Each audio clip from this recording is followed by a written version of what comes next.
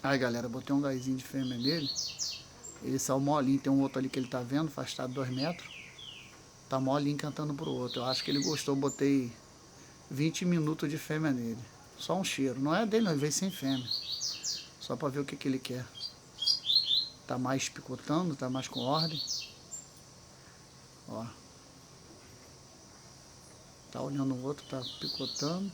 Hoje é dia 10 de janeiro, sábado. Aí. Tá mais diferente. Vamos ver mais pra tarde se ele vai manter. Aí vai ser essa mexida aí, ó. Parece que ele gostou.